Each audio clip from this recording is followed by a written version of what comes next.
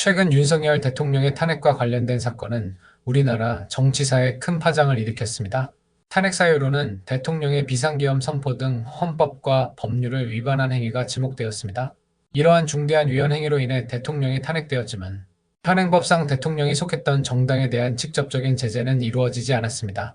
내란이나 외환의 죄를 저지른 대통령, 그가 속했던 정당은 아무런 책임을 지지 않아도 될까요? 대통령이 탄핵되거나 중대한 반헌법적 범죄로 유죄 판결을 받았을 경우 소속 정당에 대한 제재를 강화하는 법안이 발의되었습니다. 이 법안은 박홍근 의원을 포함한 17명의 국회의원이 공동 발의했습니다. 대통령이 내란이나 외환의 죄를 저지른 경우 단순히 개인의 문제가 아니라 정당 차원에서도 책임을 물어야 한다는 취지에서 마련된 법안입니다. 이번 개정안은 이러한 문제를 해결하기 위해 두 가지 핵심 내용을 포함하고 있습니다. 첫째, 대통령이 내란죄 또는 외환죄로 탄핵되거나 유죄가 확정되면 정부가 즉시 헌법재판소에 소속 정당의 해산 심판을 청구해야 합니다.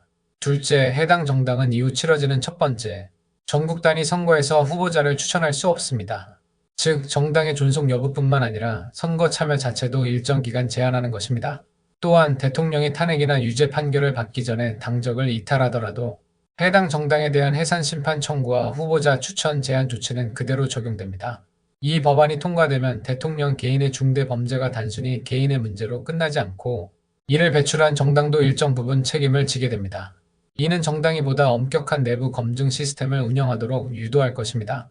또한 내란죄나 외환죄와 같은 반헌법적 범죄에 대해 정치권이 더욱 신중하게 대응하도록 만들며 국가의 헌정 질서를 더욱 공고히 하는 역할을 할 것입니다.